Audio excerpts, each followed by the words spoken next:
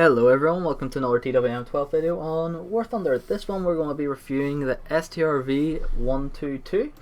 No idea how to pronounce the Swedish version of the name, I'll probably wreck it if I try to. So I'm not going to bother.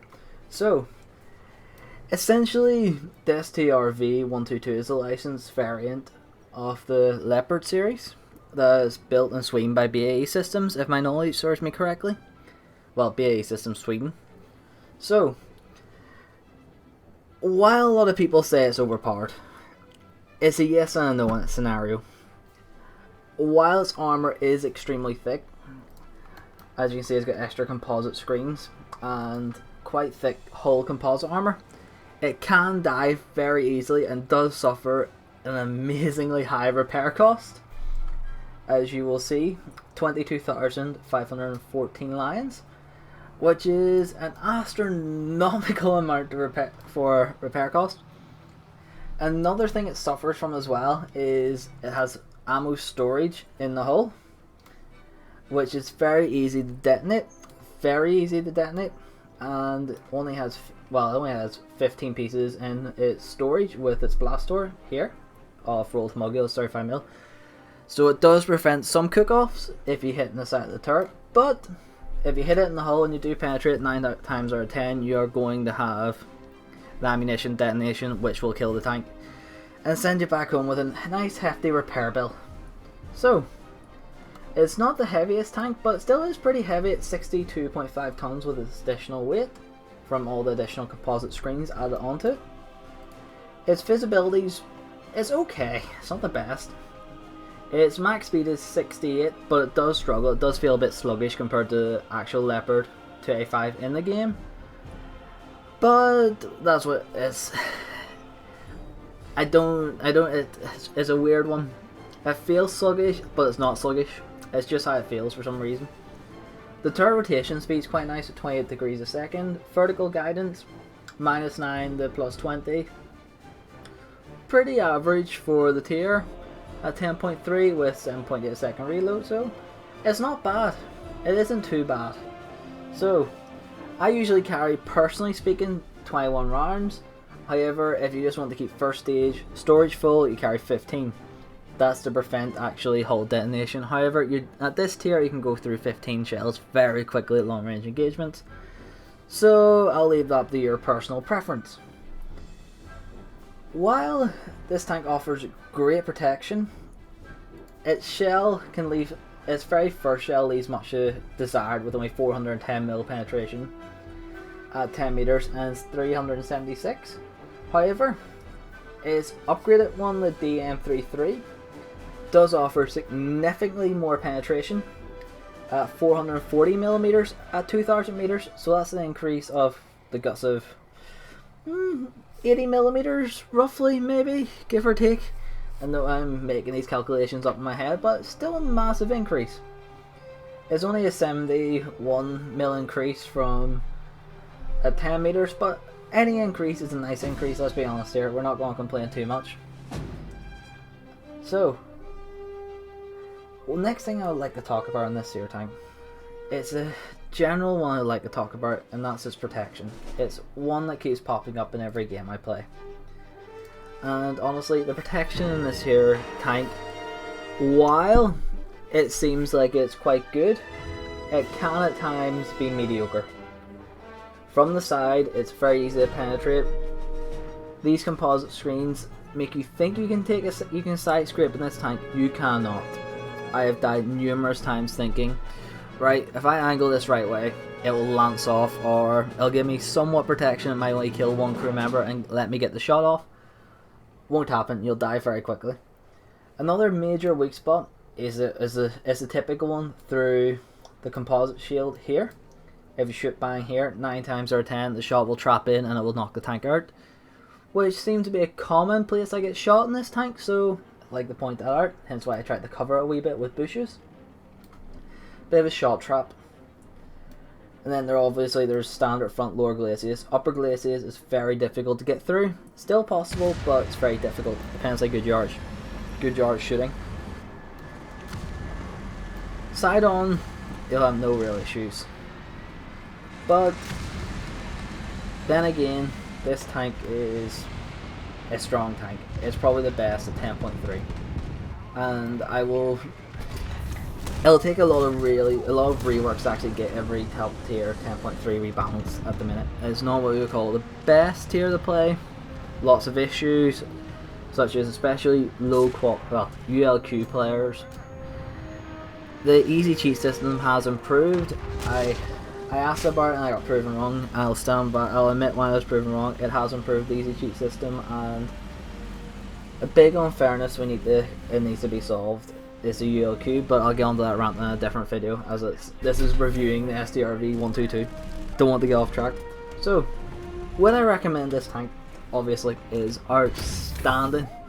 It really is, and to me personally, I think because they added this, might mean we might see a Leopard 2A6, quite possibly.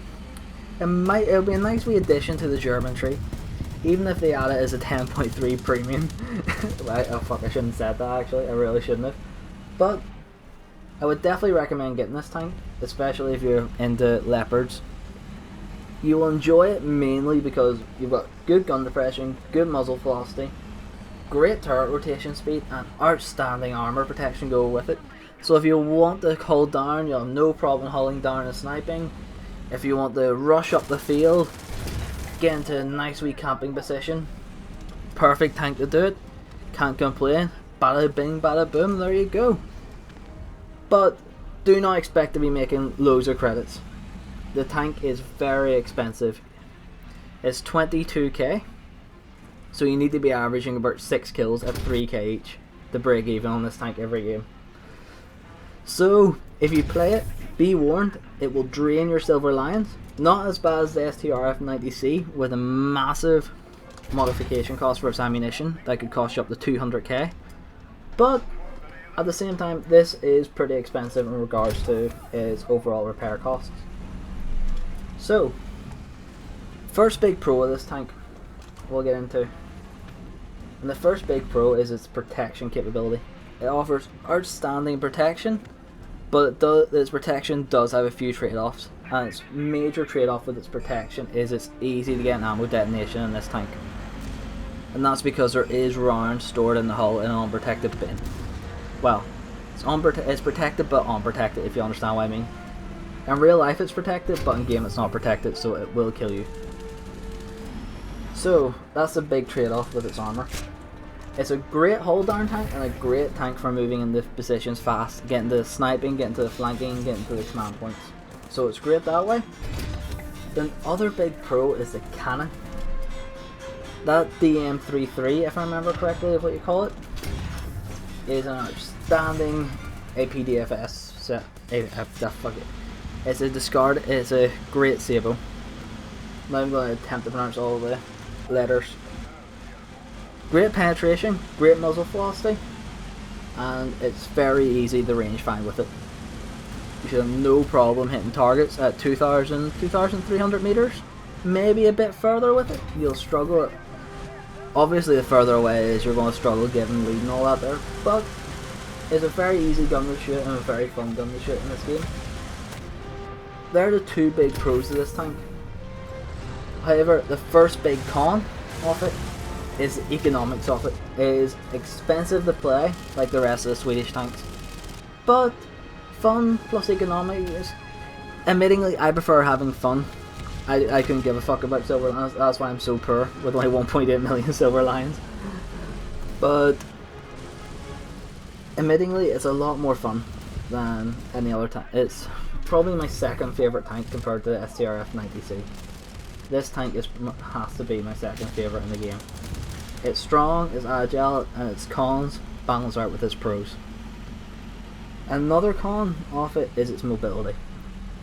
Don't get me wrong, it's still nimble and still agile, it just feels sluggish compared to the other Leopards. It really does feel sluggish. I don't know if that's just me, but from what I've seen it feels sluggish, especially compared to T80s. It really struggles to catch up in my opinion. You rarely ever see it reaching above 50. Now, another, I wouldn't really say it's a con, I say it's a bit of a pro and a con. And that is its smoke dispensers, the locations. while the smoke dispenser, while you do have 8 of them, they do shoot off at all different angles, and while if you fire all 8 off at the same time, it gives you a great screen of coverage for smoke. However, once they expire, you're bollocksed. And firing them off singly or in 2 sets of 4 doesn't give you enough screening protection, in my opinion, to be able to get out of a sticky situation or repair in time if you're really in that bad of a situation where you're out in the open and you've lost your tracks or engine and you can't take a shot on the enemy because you have no bloody clue where he's hitting you from. So that's another wee con. And to be fair, I feel like I feel bad for saying this con again, but it's not really a con. But from the top of the tank, if you dunk the top of the tank with a high explosive shell, you will kill it. You'll get an ammo detonation right off the bat if you hit it with anything high explosive usually. Even from a plane, if you hit it with 30 mils from the top, you will kill it. I'm pretty sure you will kill it with a 30 mil from the top, as it only has structural steel, rolled homunculus, and it only averages between 20 and 40 mil thick on the top, so you should be able to hit the ammo pretty easily and kill it. Well, that's not a big con, still a bit of a con. As well, you do face helicopters now, and with the Apache in the game, they can lob shells over things. And you know what realistic is like with helicopters spawning not still at the start of the fucking game, but I'm not going to rant about that. Anyways, definitely recommend getting this tank, especially before nerfs happen. You know what things are like. You might as well get it and enjoy it while it's still overpowered and still, well, I want to say overpowered, still a bit unbalanced and still fun to play before people start complaining even more than they are. Anyways, but definitely recommend it. Thanks again for watching and hope you enjoyed the video.